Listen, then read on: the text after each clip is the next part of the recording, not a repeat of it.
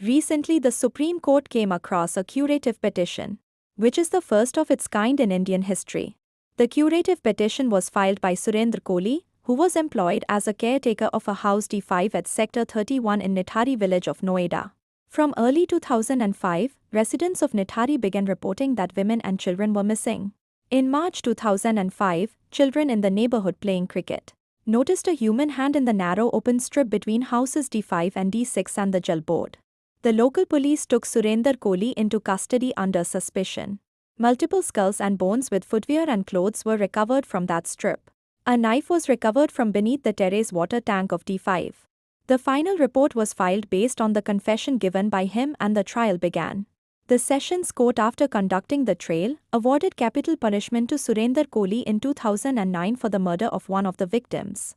The High Court and the Supreme Court refused to interfere and upheld the decision of the Sessions Court in the year 2014. Later on, between 2010 and 2021, the petitioner was further tried and convicted in 12 additional capital punishment cases, arising from the same circumstances in the Nithari area at house number D5 Sector 31, Noida. These trials proceeded on the same evidentiary foundation, namely the confession recorded under Section 164 of the CRPC and alleged discoveries under Section 27 of the Evidence Act. But this time, when Surendra Kohli appealed before the High Court, the appeal was allowed and he was acquitted from all the 12 cases.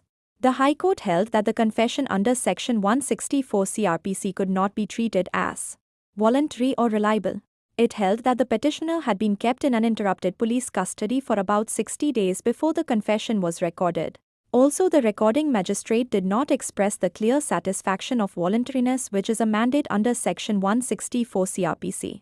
Also, the forensic expert teams did not find any human bloodstains or human remains in the house at D5. When the state appealed before the Supreme Court against the order of the High Court, the Supreme Court refused to interfere and upheld the acquittal order of the High Court in the batch of 12 cases.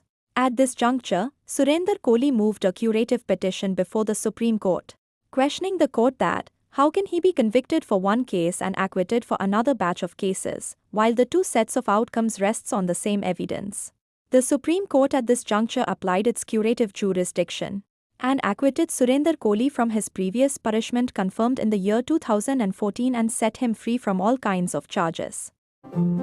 Goodbye. We'll meet you in the next episode.